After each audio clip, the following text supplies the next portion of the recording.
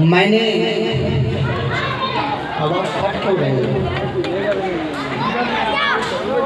सुने मुनि वचन, सुनने के फट रही आवाज, सुनने के पश्चात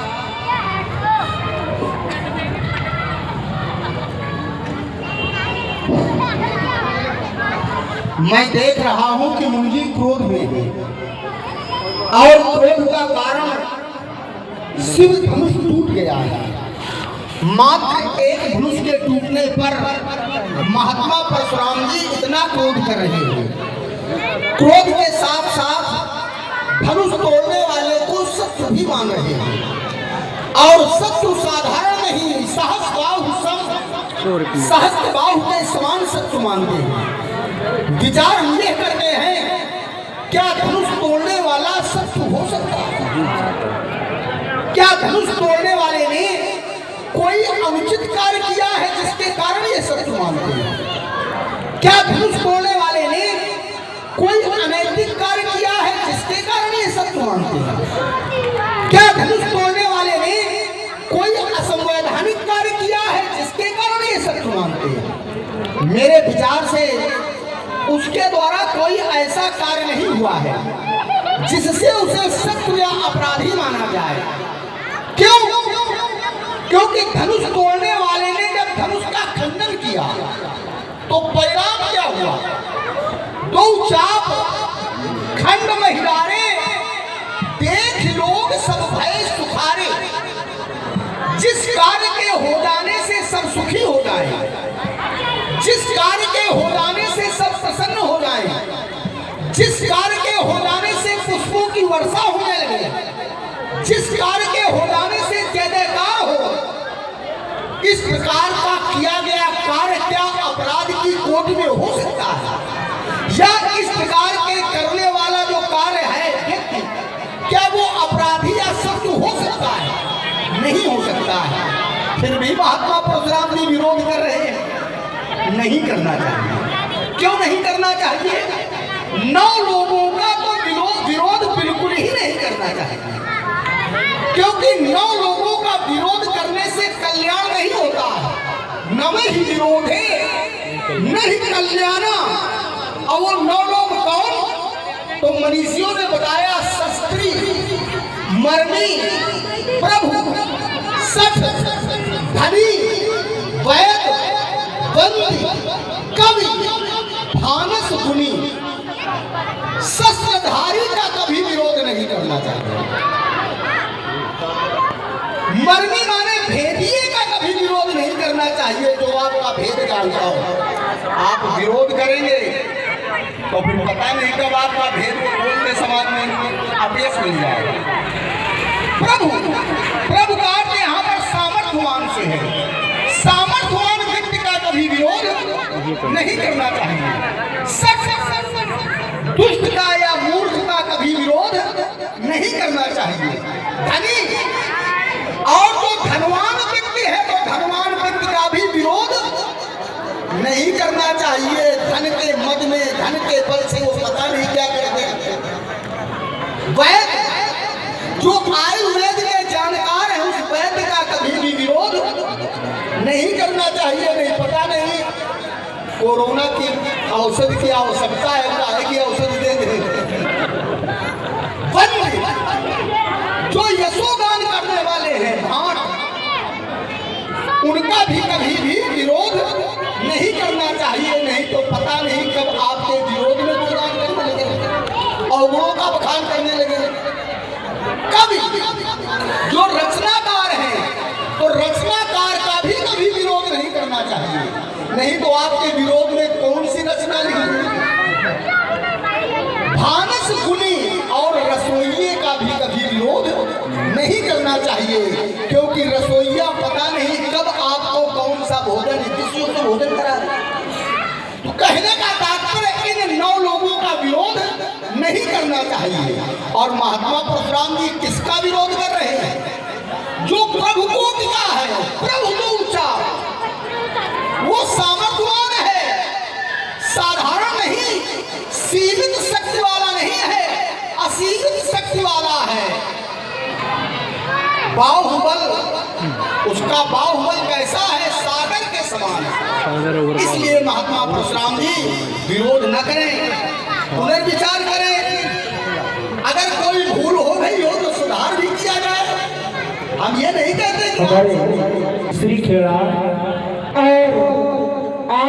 इसलिए मैं चाहता हूं अपने निर्णय पर पुनर्विचार करें। और अगर ऐसा नहीं तो हे मुनि, हे गोसाई जी, जिस धनुष के टूट जाने पर आपका इतना क्रोध है, तो फिर यही धनुष पर ममता के ही हेतु ममत्व का कारण क्या है?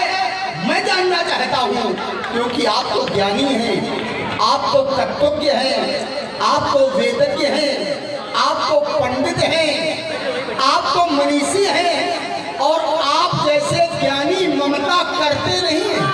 अरे करना तो दूर, ममता रखते भी नहीं हैं। कैसे? जैसे रस रस सूख सरित सर पानी, ममता त्याग करे जिन ज्ञानी। जैसे सरोवर का एक एक बिंदु जल धीरे धीरे सूख जाता है, वैसे ही आप जैसे तत्ववेत्ता ममता का धीरे धीरे त्याग कर देते हैं। तो फिर यही धर्म पर ममता के हेतु क्या कारण है, मैं जानना चाहता हूँ। राजकुमार लक्ष्मण के द्वारा प्रस्तुत वक्तव्य सभी श्रोताओं ने ध्यान पूर्वक श्रवण किया। मैंने भी सुना राजकुमार लक्ष्मण के द्वारा प्रयुक्त वाक्यों को, और कुछ देखा भी, साथ सुना भी और कुछ देखा भी। सुना लक्ष्मण के वचनों को, देखा इसके उद्दंडतापूर्ण व्यवहार को। जो वचन कहे गए वो परशुराम का अपमान करने वाले वचन प्रयुक्त वाक्यों में सुनने में आए। सुन मुनि वचन लखन मुस्काने, बोले परशु धरहि अपमाने। विचार करने लगा कि एक तरफ तो ये मुनि मान रहा है, दूसरी तरफ अपमान कर रहा है। तो मेरा ध्यान पहुंच गया वैकुंठ धाम की ओर। एक बार वैकुंठ धाम में भी मुनि का उपहास किया गया, मुनि को देख करके हंसा गया और उनका अपमान किया गया। किसने किया? तो द्वारपाल हरि के प्रिय दो, जय और विजय जान सब को। जय और विजय जिन्होंने सनत नंदन सनातन शरद कुमार का अपमान किया, उपहास किया, उनका मार्ग अवरुद्ध किया, और परिणाम स्वरूप उन्हें शापित होना पड़ा। विप्र शाप के दोनों भाई, तामस असुर देह दिन पाई। असुर की योनि में जाना पड़ा। अपराध क्या था?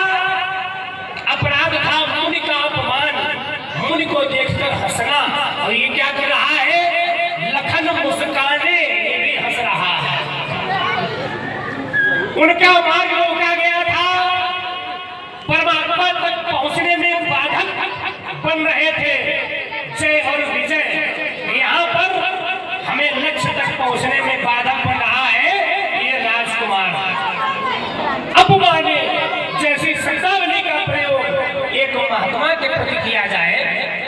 ध्यान दें जरा, समाज के सभी श्रोतागण, मिथिला समाज के बैठे हुए ज्ञानी विद्वान, जहाँ का प्रत्येक नगर का नर नारी ये सभी विद्वान है। पूर्ण नर नारी सुभग सुचि संता, धर्मशील ज्ञानी इनको हटा दो। ऐसे ज्ञानियों के समाज में एक छोटा सा 16 वर्ष का लड़का, 16 वर्ष का बालक, एक 60,000 दिव्य वर्ष के महात्मा मुनि का अपमान करता है। क्या ये अपराध क्षमा के योग्य है? तो इसको क्या दंड देना चाहिए? चलिए इसको यही छोड़ता हूँ आगे के लिए। ये लक्ष्मण बतावे है, अभी शायद छोटा है, हो सकता है क्षमा मांग ले, पंडित जी गलती हो गई है, तो इसको आगे के लिए छोड़ दे। अपराध क्षमा के योग्य नहीं है, इसके दंड का निर्धारण अवश्य होना चाहिए। आइए, और हमसे कह क्या रहा है? बोले जिस कार्य से सभी सुखी हो रहे हैं, यार क्या वो कार्य सत्यता का हो सकता है? उसकी आरती उतारी जा रही है, जय जयकार हो रही है, पूजा की जा रही है, और जिसकी पूजा हो रही है क्या वो सत्य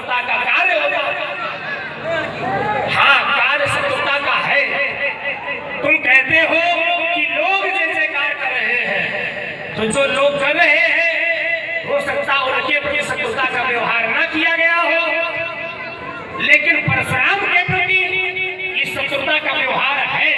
और संसार में व्यवहार से ही शत्रु और मित्र जाने जाते हैं। न कश्चित् कश्चित् मित्रम न कश्चित् कश्चित् रिपुः व्यवहारेण ही जायन्ते मित्राणि रिपुस्तथा।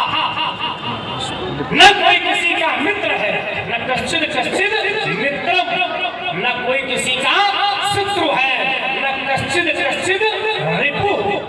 जाना कैसे जाता है तो कहा व्यवहारेण ही जायन्ते, व्यवहार से ही जाना जाता है। मित्राणि रिपुस्तथा, मित्र और शत्रु को उसका व्यवहार, उसका आचरण, उसका कार्य जो परशुराम के प्रति है, परशुराम के गुरु का उसने धनुष तोड़ा है, परशुराम के प्रति उसके परशुराम के गुरु का अपमान प्रस्तुत हुआ है धनुष तोड़ने के माध्यम से। भगवान शंकर का द्रोही है, भगवान शंकर का अपराधी है और गुरु का अपराध किया है, इसलिए हमारा भी शत्रु है। और साधारण नहीं, शास्त्र बाहु अर्जुन के समान मेरा शत्रु है। मुझसे कहते हो ममता की हेतु, और एक तरफ ये भी कहते हो आपके जैसे ज्ञानी तो बोले ममता रखते ही नहीं है। जब हमारे जैसे नहीं रखते, देखिए लक्ष्मण के शब्दों पर ध्यान देना, हमारे जैसे माने हम ममता नहीं रखते। रस रस सूत सरित सरपानी ममता त्याग करी जीव ज्ञानी। एक तरफ तुम कह रहे हो कि आप जैसे महात्मा ममता नहीं करते हैं, दूसरी तरफ प्रश्न भी कर रहे हो ममता की हेतु ममता क्यों है। जब जानते हो कि नहीं रखते हैं तो पूछ काहे रहे हैं? कोई तुम्हारा प्रश्न ही उचित है। जब तुम जानते हो कि ममता नहीं रखते हैं, वो सूख जाती है धीरे धीरे तालाबों के जल की तरह, सरिताओं के जल की तरह, तो जीवन से त्याग हो जाता है।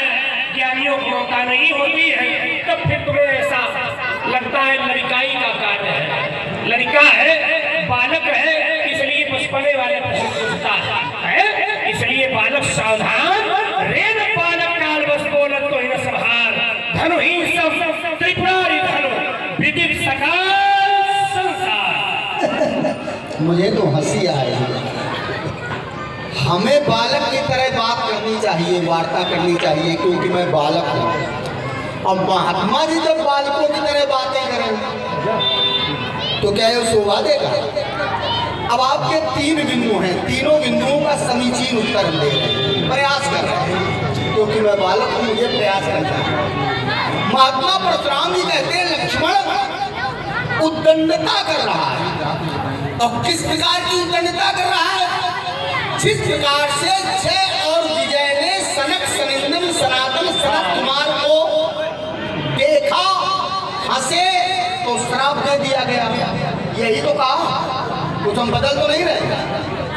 महात्मा जी हम देख करके नहीं मुस्कुरा रहे, हम सुन करके मुस्कुरा रहे हैं। देख करके मुस्कुराना और सुन करके मुस्कुराना दोनों में अंतर होता है। किसी के स्वरूप को देख करके मुस्कुराया जाए,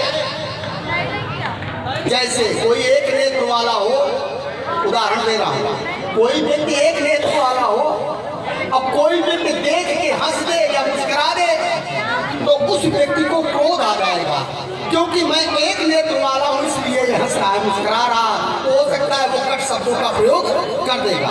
तो किसी के स्वरूप को देख करके मुस्कुराना दोष, जैसे नारद जी के स्वरूप को देख करके हरगढ़ मुस्कुराए तो श्राप दे दिया गया।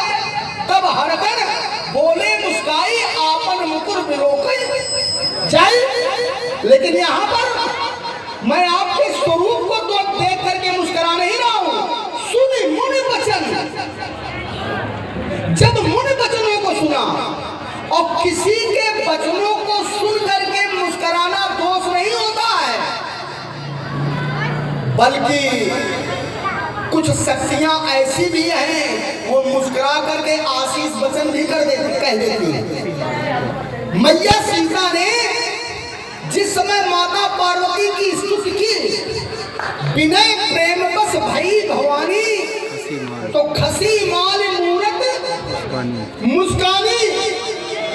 परिणाम क्या हुआ? वो मुस्कुरा करके आशीर्वाद दे रही है, सुन सिय सत्य आशीष हमारी पूजी ही मन कामना। तो मुस्कुरा करके बोला गया तो क्या अपमान किया गया क्या? या तो आशीष वचन निकल रहे हैं। इसलिए हर नियम हर जगह नहीं लगाया जाता है, पहले इसका ध्यान रखा जाए। एक नियम हर जगह नहीं लगाया जाता। किस परिस्थिति में, किस स्थिति में, किस समय में, किस कारण से कौन सी बात कही गई है, कौन सी क्रिया की गई है, इस पर विचार करना अति आवश्यक है।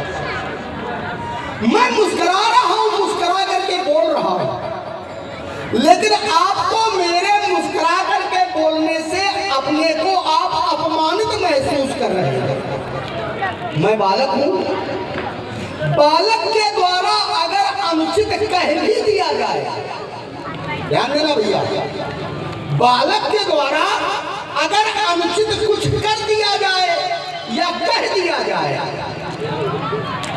तो बड़े लोग क्या करें? क्या बुरा मान जाए क्या? बताओ। बालक अगर कुछ अनुचित कर भी दे या अनुचित कह भी दे तो क्या बड़े लोग बुरा मान जाए क्या? क्या पलट के प्रत्युत्तर में वो भी वैसा ही करने लगे क्या कि तुम बड़े उद्दंड हो? ना, मनीषी कहते हैं, मानसकार कहते हैं। क्या?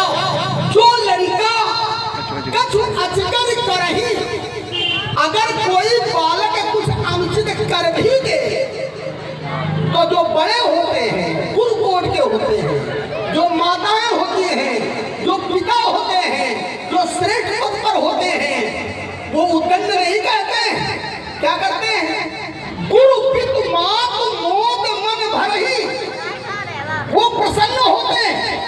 आपको तो प्रसन्न होना चाहिए।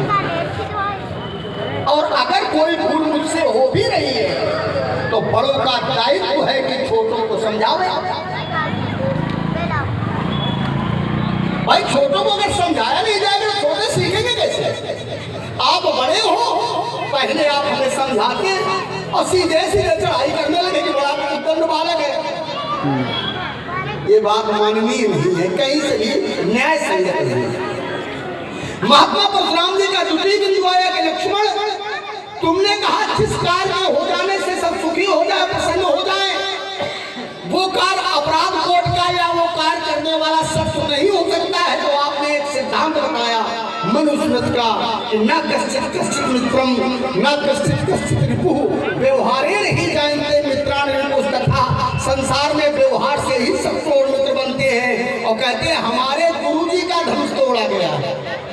अच्छा ये बताओ, आपके प्रति अगर हम अनुचित व्यवहार करें तो शत्रु हम आपके हुए कि इनके हुए? जिसके प्रति जो अनुचित व्यवहार करता शत्रु उसी का तो होगा। अगर धनुष तोड़ने वाले ने, अगर शब्द में लगा रहा हूं अपने बचाव के लिए, अगर धनुष तोड़ने वाले ने भगवान शंकर के धनुष को तोड़ करके भगवान शंकर के प्रति अनुचित व्यवहार किया है तो शत्रु भगवान शंकर माने। क्या माना? क्या भगवान शंकर ने क्रोध किया? नहीं किया। क्या भगवान शंकर ने कोई विरोध प्रकट किया? नहीं किया। और जब उन्होंने नहीं किया तो ये कहते ही बात कर रहे हैं। ये लड़काई की भाषा है। लक्ष्मण चाहे जितना विद्वान हो जाए गुरुजी की संगत से, लेकिन फिर भी लड़काई नहीं छोड़नी। ये लड़काई है। इसलिए महात्मा जी, धनुष तोड़ने वाले ने आपके प्रति कोई अनुचित व्यवहार नहीं किया। और रही बात हमारे गुरु जी का, भगवान शंकर आपके ही केवल गुरु नहीं है, वो तो त्रिभुवन के गुरु है। तुम त्रिभुवन गुरु, वेद बखाना, आन जीव पावन कह जाना, वो तो त्रिभुवन के गुरु है। और त्रिभुवन के गुरु है तो फिर त्रिभुवन के सब लोग विरोध करते कि हमारे गुरु जी का धनुष तोड़ दिया गया, भगवान शंकर का धनुष तोड़। अरे कोई ईंटे पत्थर चलाता नहीं कुछ कर सकता था, लेकिन किसी ने ऐसा नहीं किया। अरे ईंटे पत्थर नहीं, महात्मा जी फूल बरसा रहे हैं, बरसाई सुमन रंग बहुमाला, गावई किन्नर गीत रसाला, नाचे गावई युद्ध बधूटी, बार बार कुसुमांजल छूटी जहां तहां चित्त। इस अर्धाली पर ध्यान दें। ब्राह्मण भी वेद ध्वनि कर रहे हैं, जहाँ विप्र वेद ध्वनि कर ही बंदी गिरदावली उच्चर ही, और महात्मा जी कह रहे हैं कि धनुष तोड़ने वाला मेरा शत्रु है। क्या हो सकता है? नहीं हो सकता है। अब महात्मा परशुराम जी का तृतीय बिंदु आया। कहने लगे लक्ष्मण, तुम एक तरफ तो कहते हो ममता का कारण क्या है, और दूसरी तरफ ये भी कहते हो कि आप जैसे तत्ववेत्ता, आप जैसे वेदज्ञ ममता करते नहीं है, रखते नहीं है, त्याग कर देते। बस यही तो हमारे पूछने का कारण है कि आप जैसे ज्ञानी जब ममता करते नहीं है तो फिर क्यों कर रहे हो? मेरा पूछने का कारण भी तो यही है। क्यों? जो ज्ञानी होते हैं, जो तत्वज्ञ होते हैं, वो शोक और मोह नहीं करते हैं किसी वस्तु के नष्ट हो जाने पर। देहिनो अशून्यथा देहे कौमारे यौवनम जरा, जैसे जीव शरीर को प्राप्त करके अनेक प्रकार की अवस्थाएं प्राप्त करता है। कुमारावस्था, युवावस्था, वृद्धावस्था, वर्षीयावस्था, अंत में शरीर फिर छूट जाता है, क्योंकि मृत लोग हैं। और जब शरीर छूट जाता है तो देहांतर प्राप्ति, देह के छूट जाने पर धीरज तत्र न मुह्यन्ति। आप जैसे धीर पुरुष, आप जैसे ज्ञानी, आप जैसे तत्ववेत्ता मोह नहीं करते हैं, ममता नहीं करते हैं। यही तो पूछने का कारण है। इसलिए सुनो देव सब धनुष समाना, ऐसा हमारे राजकुमार लक्ष्मण, ऐसा तुम्हारे जाना है तो तुम्हारी जानकारी गलत है, इसे सुधार करो। सभी धनुष समाना है, तुम हमने जाना सब धनुष समाना, तो तुम्हारी जानकारी गलत है, इसमें सुधार करिए। सभी धनुष समान नहीं हो सकते। उनका जो आकृति है, उनके जो अंग है, वो तो एक समान हो सकते हैं। जैसे प्रत्येक व्यक्ति के दो हाथ, दो पैर, दो नेत्र है, नासिका है, मुख है, ये सबके हैं, लेकिन क्या सभी मनुष्य समान होते नहीं होते हैं? क्यों समान नहीं होते हैं? कैसे जाना जाता है? तो कहा गुणवत्ता के आधार पर निर्धारण होता है कि कौन कितना गुणवान है। ऐसे ही इस धनुष में कितने गुण हैं, धनुष की विशेषता क्या है, तो विशेषता के आधार पर धनुष को पहचाना जाए, और विशेषता कभी समान नहीं हो सकती। अगर एक समान होते तो विशेष आयुध के निर्माण की आवश्यकता कभी नहीं पड़ती, और ये धनुष विशेष आयुध है। तो इसलिए ये तुम्हारी जानकारी पूर्ण रूप से गलत है, इसमें सुधार करिए। अब कहते हो कि हम लड़का है, तो लड़का जैसी बातें करें तो ठीक है बोले, लेकिन आपकी बात सुनकर हमें हंसी आ रही है। तो राजकुमार लक्ष्मण सुनकर हंसने से, ध्यान देना, सुनकर हंसने से या देख कर हंसने से प्रयोजन नहीं है। तुमने पूरी बात को ध्यान से नहीं सुना। प्रयोजन है प्रस्तुत आचरण से, सुनने से या देख। तुमने कहा बोले कोई व्यक्ति एक आंख तक काना है, उसे देख कर कोई हंस दे, बोले सुनकर हंसने से नहीं होता है, देख कर हंसने से होता। हंसने से या देखिए, सुनने से या देखने से प्रयोजन नहीं है। प्रयोजन किससे है? बोले परस हर ही अपमाने। बोले आपको लग रहा है, लग नहीं रहा है, लग नहीं रहा है। बोले परसु हर ही अपमाने, बोले परशुराम का अपमान करते हुए लक्ष्मण ने कहा ये लग नहीं रहा है, कहा है तो ये हमें नहीं लग रहा, बोले गलत लग रहा है आपको। ये क्या किया गया है, प्रमाणित वार्ता है, ये सुनने और कहने दिखाने की बात नहीं है। बोले परस घर ही अपमाने, मैंने लक्ष्मण ने अपमानित करने वाले वचनों को बोला है, ये प्रमाणित वार्ता है, तो इसमें लगने की बात नहीं है। और आइए, हमने चिंतन किया था शरद कुमारों का और जय और विजय का। तो राजकुमार लक्ष्मण ने कहा कि एक ही सूत्र हर जगह नहीं उन्होंने हमने कहा था मार किया, अपमान किया, उपहास किया, लक्ष्मण के द्वारा उपहास किया गया, हंसा गया। ध्यान देना, वहां पर भी हंसा गया था, यहाँ पर भी हंसा जा रहा है। वहां पर मार्ग रोका गया था, भाई तुमने धनुष तोड़ा, तुमने धनुष तोड़ा है क्या? राजकुमार लक्ष्मण ने धनुष तोड़ा, अगर नहीं तोड़ा है तो मार्ग में बाधा क्यों? वहां पर मार्ग में बाधक बने थे शरद कुमार, और यहाँ मार्ग में बाधा बने हो तुम। अगर तुमने नहीं तोड़ा है तो तुम्हारे खड़े होने का उचित क्या? हमारी खोज चल रही है धनुष तोड़ने वाले को लेकर। धनुष तोड़ने वाला कौन? सो बिलगाऊ आवे, ये महाशय आए हैं, इनसे पूछा जाए क्या इन्होंने धनुष तोड़ा? अगर नहीं तोड़ा है तो इसको काहे मार्ग में रोड़ा बने हुए हो, समस्या उत्पन्न कर रहे हो? और बड़ा हमने बताया था कि समय बहुमूल्य है और तुम समय खराब कर रहे हो। जब तुमने नहीं तोड़ा है तो हमारा समय खराब करने का है, और समय बहुमूल्य है जिसका कोई मूल नहीं है, अनमोल है, और ऐसे अनमोल समय को तुम खराब कर रहे हो। जब तुमने नहीं तोड़ा है तो तुम्हें आप क्या करने आए? कहते हो कि आप जैसे महात्मा ममता अपने पास नहीं रखते तो फिर आप काहे कर रहे हो? तो हमने कहा जब तुम कहते हो आप जैसे रखते नहीं हो तो तुमने ऐसा प्रश्न क्यों किया? या तो आप जैसे शब्द का प्रयोग नहीं करना चाहिए था, ये कहना चाहिए था ज्ञानी लोग नहीं करते, लेकिन आप क्यों कर रहे हो?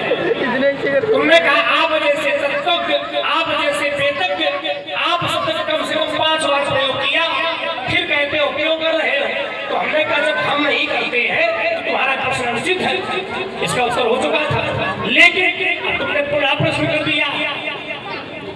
तो तुम्हें बेटे लग रहा है कि ममता कर रहे हैं, परशुराम के जीवन में ममता नहीं है, इसका जीवंत प्रमाण ले लीजिए। ममता की उत्पत्ति कैसे हुई? ममता को इस जीव ने, इस प्राणी ने कब जाना? जब माता की गोद में आया। तो ममता का प्राकट्य, ममता का प्रादुर्भाव कहां से है? माता की गोद से। माता की गोद से प्रकट हुई है ये ममता। बेटा देखो, ये वही परशुराम है जो ममता की मूर्ति, उसका खंडन मैंने इस परश से किया है। परशुराम पितु आज्ञा राखी, मारी मां लोग सब साखी। सारा संसार जानता है, सारा संसार साक्षी है।